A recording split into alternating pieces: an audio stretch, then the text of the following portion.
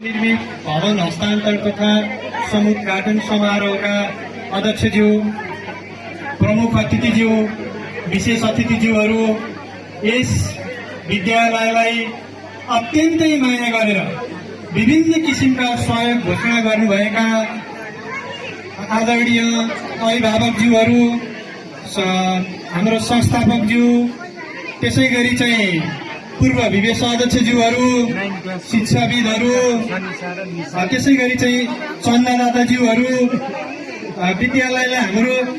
विद्यालयको हाम्रो निमन्त्रणालाई स्वीकार गरेर पाल्नुभएका अभिभावकज्यूहरू, प्रिय विद्यार्थी भाइ बहिनीहरू, मैले यहाँ अहिले हुन त मिसले यो प्रतिवेदन पेश गर्नको लागि भनेर भन्नुभयो।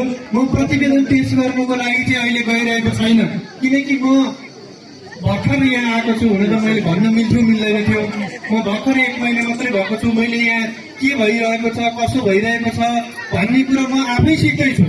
हजुरहरू, मेरा यहाँ सबै अभिभावकज्यूहरू हुनुहुन्छ, मेरा गुरुहरू हुनुहुन्छ, बुबा आमाहरू हुनुहुन्छ। म त हजुरहरूको चाहिँ एउटा छोरो जस्तो मान्छे हो। हजुरहरूले यो भएन, यो गर्नु पर्यो भनेर जे भन्नुहुन्छ त्यसमा सरसल्लाह गरेर अगाडि बढ्ने मान्छे हो। मलाई यस संस्थामा बसेर केही बायाँ गर्नु छैन। मैले यो पद सम्हाल्दै गरेर के भनेको थिएँ भने, म जतिन्जेल यस पदमा रहन्छु, म नराम्रो काम कुनै पनि हालतमा गर्ने छैन। जुन बेला त्यस अवस्था आउँछ म छोडिदिन्छु। मैले यो भनेको छु। मैले अब मेरो आफ्नै छोरा पनि यही स्कुलमा पढ्ने भएको कारणले गर्दा कतिपय अभिभावकज्यूहरूले के हुन्छ त तिमीहरू गएर यताउति उसै हो नि भन्नुहुन्छ। त्यस्तो नसोचिदिनुहोस्। म यहीको मान्छे। 1, 2 म प्रधानाध्यापक पनि हुँ। 3 मेरो बच्चा यही पढ्ने भएपछि मलाई मेरो भन्दा बढी यो स्कुलको माया लाग्नु स्वाभाविकै हो। किनभने यो स्कुल बिगारेर ध्वस्त पार्दाखेरि मेरै आफ्ना बच्चा, मेरो छिमेकीको भविष्य बिग्रिन्छ। मेरा बुबा आमाहरू, मेरा अभिभावकज्यूहरूले भोलि मलाई गाली गर्नुहुन्छ।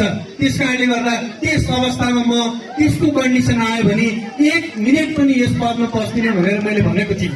अब रह्यो यस विद्यालयमा मैले यहाँ अहिले छोटो समय छ, धेरै कुरो त पछि भनौँला। यहाँ अहिले रहँदाखेरि मैले के बुझेँ भने, यहाँ अध्ययन गर्ने बालबालिकाहरू अत्यन्तै कमजोर पृष्ठभूमिका, गरिब पृष्ठभूमिका हुनुहुँदो रहेछ। घरमा खाएर खाना यहाँ आउनलाई पनि नपुग्ने बालबालिकाहरू धेरै हुनुहुँदो रहेछ। अभिभावकको शिक्षा कम रहेछ, यहाँ पढ्नु पठाउनु पर्छ भन्ने ज्ञान पनि कम हुनुभएकाहरू धेरै हुनुहुँदो रहेछ। उहाँहरूलाई यो ट्र्याकमा ल्याउनु नै सबभन्दा ठुलो चुनौती छ। भवन त हामीसँग भयो, तर यहाँ बाटो छैन, घेराबार छैन। लगभग करिब 2060 सालतिर यहाँ भएको एउटा ठुलो बिल्डिङ बगेर खाइचोरतिर आएको थियो। यो क्रम निरन्तर हुने सम्भावना पनि देखिँदैछ। त्यस कारणले एउटा घेराबार अत्यन्तै राम्रो पक्की एउटा चाहिँ यो वन मन्त्रालय अन्तर्गत कुनै एउटा कार्यक्रम पर्नुपर्ने आवश्यकता छ यहाँ, किनकि यहाँ त अब 2-3 त भवन नै बगेको ठाउँ हो। त्यसै गरी यहाँ काम गर्ने शिक्षक मित्रहरू, मेरा गुरुहरू पनि हुनुहुन्छ। उहाँहरूले मलाई अत्यन्तै सहयोग गर्नुभएको छ। मलाई सही बाटोमा पटक हिँड्नलाई बाटो देखाउनु भएको छ। उहाँहरूप्रति म एकदम हार्दिक आभार व्यक्त गर्न चाहन्छु। त्यसै गरी यस विद्यालयमा हामीलाई खानेपानीको अभाव छ। माननीयज्यू यही हुनुहुन्छ, गाउँपालिकाको अध्यक्षज्यू यही हुनुहुन्छ, प्रमुख प्रशासकीय अधिकृतज्यू यही हुनुहुन्छ, वडा अध्यक्षज्यू यही हुनुहुन्छ। अहिले मैले यहाँ भाषणमा यो त्यो भनेर भन्दाखेरि कतिपय कुरा छुट्न सक्छ। मैले तर औपचारिक अनौपचारिक रूप भेटघाटमा प्रत्येक कुरालाई चाहिँ दर्ज गरेको छु। विद्यालय घाटामा छ, घाटा भन्नाले -8-9 लाख रुपियाँ माइनसमा छ। यो मैले 1 महिनामै देखेको कुरो हो। त्यसलाई हामीले परिपूर्ति गर्दै जानुपर्ने हुन्छ।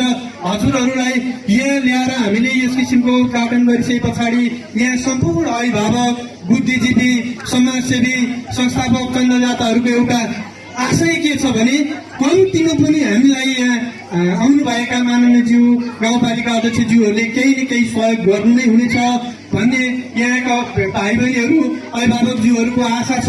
अहिले हामीलाई यहाँ ठाकुर सरले भन्नुभएको जस्तो यही अवस्था देखेर नै यहाँ चन्दा तीव्र रूपमा घोषणाको काम पनि भइरहेको छ।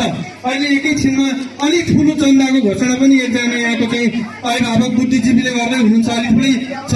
त्यसै गरी यो क्रममा अरू तपाईँहरू पनि जोडिन सक्नुहुन्छ। यो स्कुललाई माया गर्ने सम्पूर्ण चाहिँ यहाँका अभिभावकज्यूहरू, बुद्धिजीवीज्यूहरू जोडिनु होला। अब यति नै हो। तर अब यति नै भन्दाखेरि मैले अहिले जुन दुई तिनवटा कुरो दर्शाएँ यो मात्रै रहेछ क्यारे स्कुलको समस्या भन्ने नभन्छौँ। हामीलाई अरू पनि धेरै समस्याहरू छन्। त्यो कुरो हामी लिखित रूपमा औपचारिक अनौपचारिक रूपमा सम्बन्धित ठाउँमा पेश गर्ने नै छौँ। यति भन्दै मेरो दुई शब्द यही टुङ्ग्याउँछु। हस्त, धन्यवाद।